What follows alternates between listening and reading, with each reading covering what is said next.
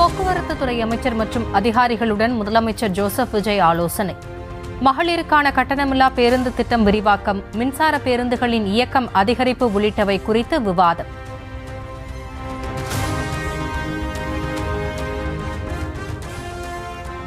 வெள்ளை அறிக்கை என்ற பெயரில் வெற்று அறிக்கையை வெளியிட்டு இயலாமையை மறைக்க பார்க்கிறது தாவேக அரசு என முன்னாள் அமைச்சர் தங்கம் தென்னரசு குற்றச்சாட்டு. தேர்தல் வாக்குறுதிகளை நிறைவேற்ற முடியாது, ஆளுநர் உரையில் புதிய திட்டங்கள் இருக்காது என்று தப்பிக்க பார்ப்பதற்கான முன்னோட்டம்தான் வெள்ளை அறிக்கை என்றும் சாடல்.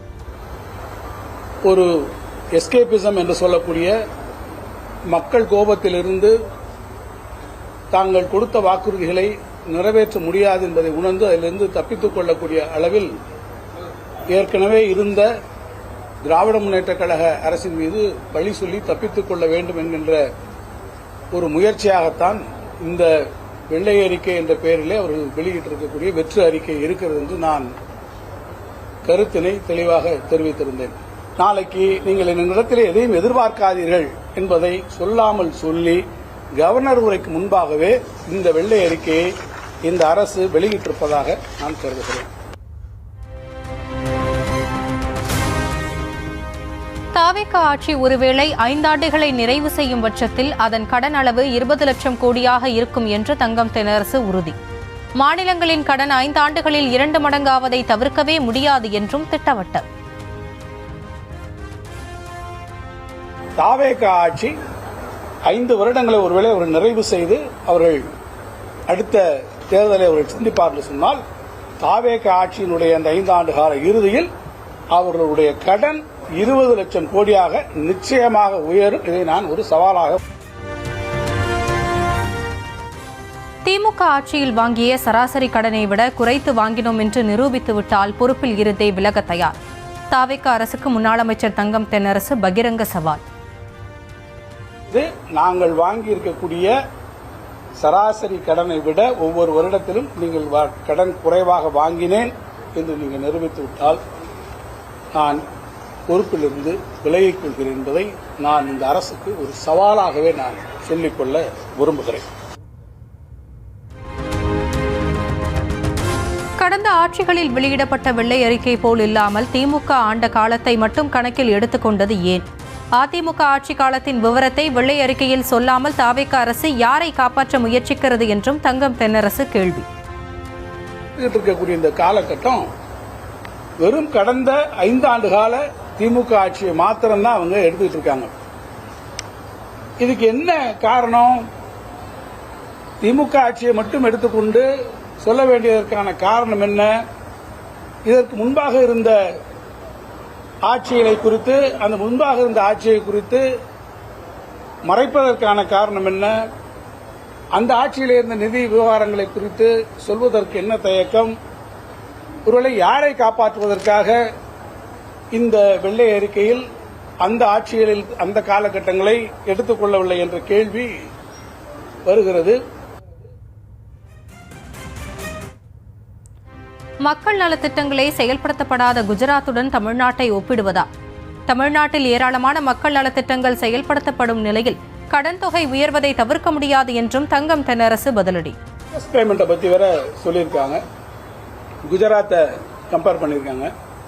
குஜராத்தில் வெல்ஃபேர் ஸ்கீம்ஸ் ஒன்றும் கிடையாது. பெரிய அளவில் நம்மை மாதிரி மகளிர் உரிமை தொகை கொடுக்கிறோம், விடியல் பயணம் கொடுக்கிறோம், காலை உணவு திட்டம் கொடுக்கிறோம். இப்படிப்பட்ட நலத்திட்டங்களை அவர்கள் குஜராத்தில் செய்யவில்லை. இதையெல்லாம் தமிழ்நாடு அரசு நாம் செஞ்சுட்டு இருக்கோம். இந்த நலத்திட்டங்களை நாம் செய்வதன் காரணமாக நம்முடைய டெபிசிட் ஃபண்டிங் எப்போதுமே அது அதிகமாக இருக்கிறது.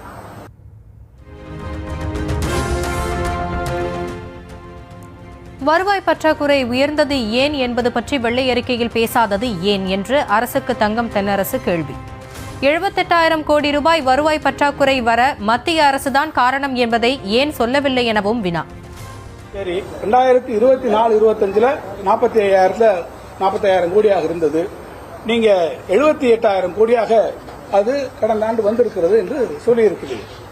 அந்த 78,000 கோடி வருவதற்கு என்ன காரணம்? அதை சொல்லியிருக்கணும் அல்லவா? அதை சொல்லியிருந்தா ஒன்றிய அரசாங்கத்திற்கு என்னென்ன பிரச்சனைகள் வந்தது, என்னென்ன சவால்களை திராவிட முன்னேற்ற கழக அரசு எதிர்கொண்டது, இந்த காரணத்தால் வந்திருக்குன்னு சொல்லியிருக்கணும் அல்லவா? ஒன்றிய அரசை பத்தி எந்த வார்த்தையுமே சொல்ல வரலையே.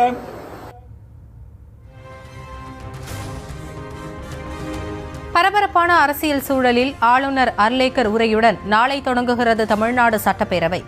முதலமைச்சர் விஜய் தலைமையிலான தவேக கூட்டணி அரசின் முதல் கூட்டம் என்பதால் புதிய திட்டங்கள், அறிவிப்புகள் வெளியாகலாம் என்று எதிர்பார்ப்பு.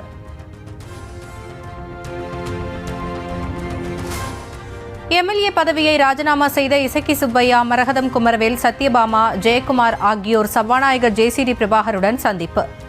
ஏன் தகுதி நீக்கம் செய்யக்கூடாது என்று கேட்டு நோட்டீஸ் அனுப்பியிருந்த நிலையில் நால்வரும் சபாநாயகரை சந்தித்து விளக்கம். பதவி விலகல் குறித்து விளக்கமளித்த பிறகும் அதிமுக முன்னாள் எம்எல்ஏக்கள் நால்வர் மீது நடவடிக்கை எடுக்கப்படுமா இல்லையா? இபிஎஸ் மனு மீது முறையான ஆய்வு செய்து அடுத்த கட்ட நடவடிக்கை எடுக்கப்படும் என்று சபாநாயகர் ஜேசிடி பிரபாகர் பதில். உண்மையாக்குதல் விதிகளின்படி அனைத்து இந்திய அண்ணா திராவிட முன்னேற்ற கழக சட்டமன்ற கட்சித் தலைவர் மாண்புமிகு திரு எடப்பாடி கே பழனிசாமி அவர் அளித்த மனு பரிசீலிக்கப்பட்டு மனுவில் குறிப்பிடப்பட்டிருந்த சம்பந்தப்பட்ட 4 பேர்களுக்கும் விதியின் கீழ் 7 நாட்களுக்குள் விளக்கம் அளிக்குமாறு கோரப்பட்டது. மனு மீது முறையான ஆய்வுக்கு பிறகு அடுத்த கட்ட நடவடிக்கை பற்றி நான் அறிவிப்பேன். அதிமுக சட்டமன்ற குழு தலைவராக எடப்பாடி பழனிசாமியை ஏற்றுக்கொண்டதாக தகவல். அதிமுக சட்டமன்ற குழு தலைவர் இபிஎஸ் எழுதிய கடிதம் என்று குறிப்பிட்டு சபாநாயகர் ஜேசிடி பிரபாகர் பேச்சு. அனைத்து இந்திய அண்ணா திராவிட முன்னேற்ற கழக சட்டமன்ற கட்சித் தலைவர் மாண்புமிகு திரு எடப்பாடி கே பழனிசாமி அவர் அளித்த மனு பரிசீலிக்கப்பட்டு அனைத்து இந்திய அண்ணா திராவிட முன்னேற்ற கழக சட்டமன்ற கட்சித் தலைவர் மாண்புமிகு திரு எடப்பாடி கே பழனிசாமி அவர் அளித்த மனு பரிசீலிக்கப்பட்டு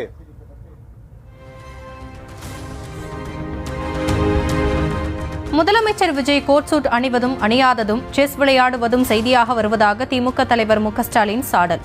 தவேக ஆட்சியின் அவலங்கள் குறித்த செய்திகளையும் முதலமைச்சர் படிக்க வேண்டும் என்றும் வலியுறுத்தல். சோசியல் மீடியாக்களை பார்க்கிற போது ஒரு காலத்தில் நாம் தொடக்கத்தை பார்த்தோம். கோட்டு போட்டு தந்தார், டிஃபன் எடுத்து கையில் எடுத்து தந்தார், வாட்ச் கட்டிட்டு தந்தார், செஸ் விளையாடினார்.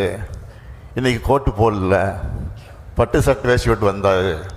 இதெல்லாம் இன்றைக்கு செய்திகளாக வந்து கொண்டிருக்கிறது.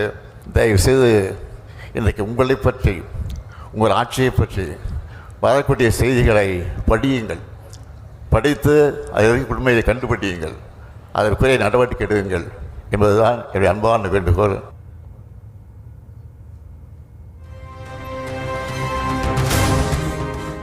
தவேக அரசு எதை கொள்முதல் செய்கிறதோ இல்லையோ அடுத்த கட்சிகளிலிருந்து எம்எல்ஏக்களை கொள்முதல் செய்வதாக எதிர்க்கட்சித் தலைவர் உதயநிதி ஸ்டாலின் சாடல். ஏன்தான் இவர்களுக்கு வாக்களித்தோமோ என்று மக்கள் வருந்தும் அளவுக்கு சோஃபா மாடல் ஆட்சி நடந்து வருவதாகவும் பேச்சு. இந்த அரசு எதை கொள்முதல் செய்கிறதோ இல்லையோ அடுத்த கட்சி ஆட்களையும் அடுத்த கட்சி சட்டமன்ற உறுப்பினர்களையும் தொடர்ச்சியாக இந்த அரசு கொள்முதல் செய்து கொண்டு வந்து கொண்டிருக்கிறது. இந்த சோஃபா மாடல் அரசு அமைஞ்ச பிறகு இப்படிப்பட்ட ஒரு மோசமான ஆட்சிக்கு நாம் ஓட்டு போட்டுட்டோமே அப்படின்னு மக்கள் வருத்தப்பட ஆரம்பிச்சிருக்கிறாங்க.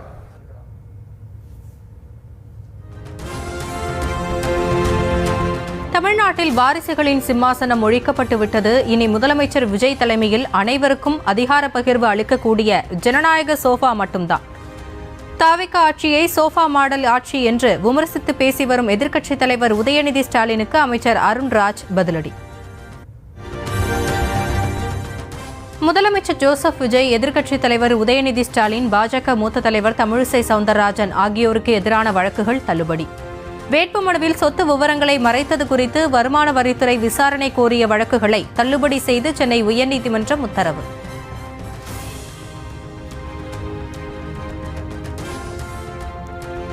நான்கு அதிமுக எம்எல்ஏக்களின் ராஜினாமாவை அடுத்து இடைத்தேர்தல் நடத்த தடை விதிக்க சென்னை உயர்நீதிமன்றம் மறுப்பு. அதிமுக கொறடா அக்ரி கிருஷ்ணமூர்த்தி தாக்கல் செய்த மனு மீது சட்டமன்ற செயலாளர் பதிலளிக்கவும் உத்தரவு. அதிமுக எம்எல்ஏ பொறுப்பிலிருந்து சி விஜயபாஸ்கர் விலகிய நிலையில் காலியானது விராலிமலை தொகுதி. ஏற்கனவே 5 தொகுதிகள் காலியாக உள்ள நிலையில் இடைத்தேர்தலை எதிர்நோக்கி உள்ள 6 தொகுதிகள். அதிமுக மூலம் பதவி சொத்துக்களை அனுபவித்துவிட்டு கட்சியின் கஷ்டகாலத்தில் குறை கூறுவது சுயநலம் என்று முன்னாள் அமைச்சர் RB உதயகுமார் விமர்சனம். அதிமுகவை குறை கூறி வெளியேறிய சி. விஜயபாஸ்கர் கட்சியால் வாங்கிய சொத்துக்களை கட்சிக்கே எழுதி கொடுக்க வேண்டும் என்றும் வலியுறுத்தல். தொண்டர்களுடைய உழைப்புல வந்தது நியாயமான ராஜினாமா பண்ணிக்கல, உன் சொத்து புத்த பூரா கட்சிக்கு எழுதி கொடுத்து எங்க வேணாலும் போ, நாசமா போ, யாரு வேணான்னு கேட்கிறேன். எல்லாரும் வருவீங்க, அம்மாவை ஏமாத்தி பதவி வாங்குவீங்க, சொத்து சுகத்தை சேர்ப்பீங்க, எடப்பாடியாரை ஏமாத்தி பதவி வாங்குவீங்க, சொத்து சுகத்துக்கு சேர்ப்பீங்க, பாராட்டி பேசுவீங்க. கட்சிக்கு ஒரு தோல்வின்னு வந்துட்டா காப்பாற்ற வேண்டிய நேரத்துல கட்சியை காட்டி கொடுத்துட்டு ஓடுவீங்க. தொண்டர்கள் எல்லாம் இதை கை கட்டி வாய்ப்பொத்தி மௌனமா வேடிக்கை பார்க்கணுமா?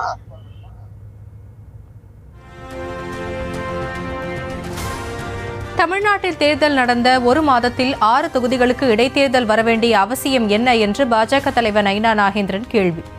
அம்பாசமுத்திரம் தொகுதியில் இடைத்தேர்தல் வருவதற்கு யாரும் இறந்தா போய்விட்டார்கள் என்றும் பேச்சு. என்ன நினைப்பார்கள்? சரி, நான் கேட்கிறேன், இப்ப இந்த இடைத்தேர்தல் வரப்போது 6 மாசத்துல என்ன அவசியம்? இந்த இடைத்தேர்தலுக்கு என்ன அவசியம் இருக்கிறது? இன்னும் அடுத்த அம்பாசமுத்திரத்துல இடைத்தேர்தல் வரப்போகுது. யாரும் இறந்து போயிட்டாங்களா இல்லையான்னு தெரியல எனக்கு. இன்னும் அடுத்த அம்பாசமுத்திரத்துல இடைத்தேர்தல் வரப்போகுது. யாரும் இறந்து போயிட்டாங்களா இல்லையான்னு தெரியல எனக்கு. ஆனா இடைத்தேர்தல் வரப்போகுது.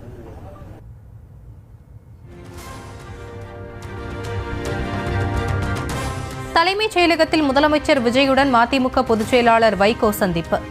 ஸ்டெர்லைட்டில் புதிய உற்பத்தி பிரிவு தொடங்க உள்ளதாக தகவல் வெளியானதால் ஸ்டெர்லைட் ஆலைக்கு அனுமதி அளிக்க கூடாது என்று வலியுறுத்தல். அந்த ஸ்டெர்லைட்டை வேறொரு வடிவத்தில் கிரீன் காப்பர் என்ற பெயரில் மீண்டும் கொண்டு வந்து நிறுவுவதற்கான முயற்சியில் ஈடுபட்டிருப்பதால் நம்முடைய முதலமைச்சர் அவர்களை ஒருவேளை சந்திக்க முனையலாம். இந்த அரசிடம் அனுமதி வாங்குவதற்கு முயற்சிக்கலாம். அதற்கு இடம் கொடுக்கக்கூடாது. அது புற்றுநோயையும் சர்ம நோய்களையும் ஏற்படுத்தி அடியோடு 40 கிலோமீட்டர் சுற்றளவுக்கு விவசாயத்தை பாழ்படுத்துகிறது இந்த காப்பர் ஸ்மெல்டர். அது வேறு வடிவத்தில் தாமிர தொழிற்சாலை என்ற பெயரிலே அங்க வர அனுமதிக்க கூடாது.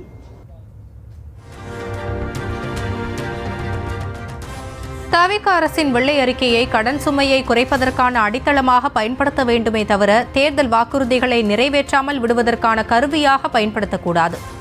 தேர்தல் வாக்குறுதிகளை நிறைவேற்றவே 3 லட்சம் கோடி கடன் வாங்க வேண்டியிருக்கும் எனும் பட்சத்தில் நிலைமையை சமாளிக்கும் திட்டம் என்ன என்பதை தவிக அரசு அறிவிக்க வேண்டும் என்றும் அன்புமணி வலியுறுத்தல்.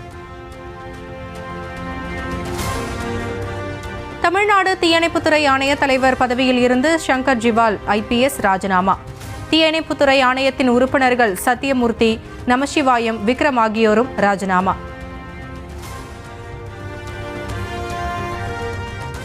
தமிழ்நாடு சீருடை பணியாளர் தேர்வு வாரிய தலைவர் சுனில்குமார் ராஜினாமா. கடந்த திமுக ஆட்சியில் TNUSRB தலைவராக நியமிக்கப்பட்டிருந்தவர் பதவி விலகல்.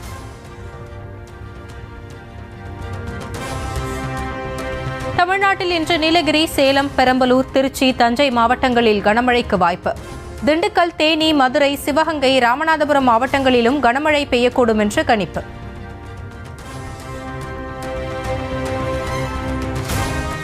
நாளை நீலகிரி, கோவை, ஈரோடு, நாமக்கல், கரூர், பெரம்பலூர், அரியலூர் மாவட்டங்களில் கனமழை பெய்யலாம் என்று தகவல். திருச்சி, தேனி, திண்டுக்கல், மதுரை, சிவகங்கை, புதுக்கோட்டையிலும் கனமழைக்கு வாய்ப்பு.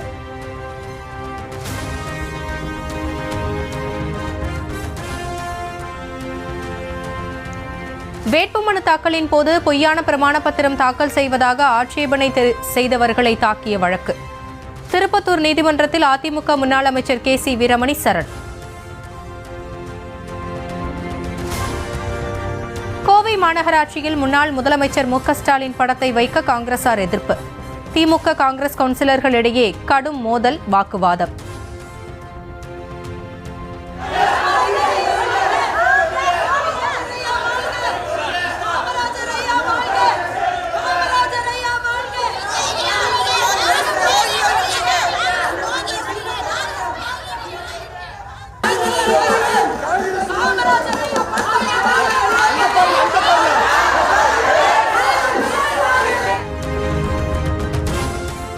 நீட் மறுதேர்வுக்காக ஹெலிகாப்டர் மூலம் நெல்லைக்கு கொண்டுவரப்பட்ட வினாத்தாள். பாளையங்கோட்டை ஸ்டேட் வங்கி, டவுனில் உள்ள கனரா வங்கி பெட்டகங்களில் பலத்த பாதுகாப்புடன் வைப்பு.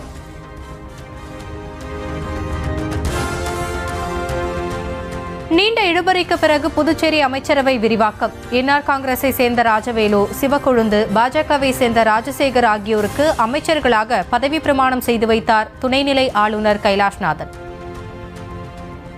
நான் சட்டப்படி ஏற்படுத்தப்பட்ட இந்திய அரசியலமைப்பின் பேரில் வி. பொன்னம்பலம், சிவக்கொழுந்து ஆகிய நான் கடவுளின் பெயரால் உறுதி கூறுவதாவது: நான் சட்டப்படி ஏற்படுத்தப்பட்ட இந்திய அரசியலமைப்பின் பேரில் உண்மையான நம்பிக்கையும் பற்றுறுதியும் கொண்டிருப்பேன்.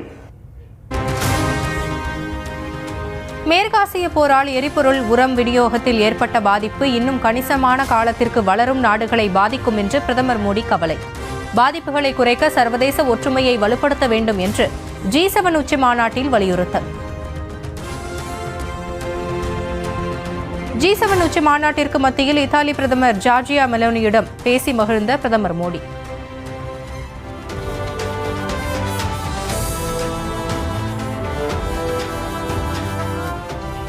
இன்ஸ்டாகிராமில் நாம் மிகவும் பிரபலமான ஜோடி என்று பிரதமர் மோடியிடம் மெலானி கிண்டலாக பேச்சு.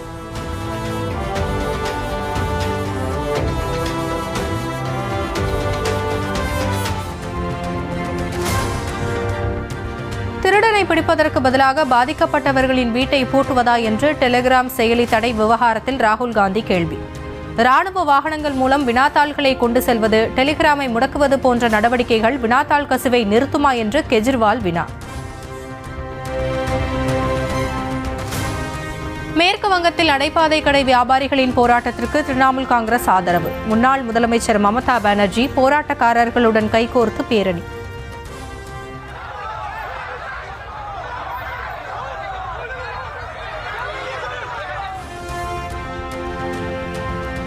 உத்தரகாண்டின் பாகேஷ்வர் மாவட்டத்தில் மலையேற்ற குழுவினருக்கு மரண பயம் காண்பித்த பனிச்சரிவு.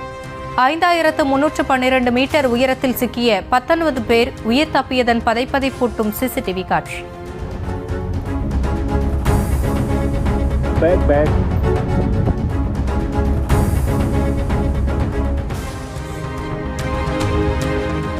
ஹைதராபாத்தில் புதிதாக ஷோரூம் திறந்த டெஸ்லா நிறுவனம். 2026 மாடல் ஒய் வேரியன்ஸ் கார்கள் அறிமுகம்.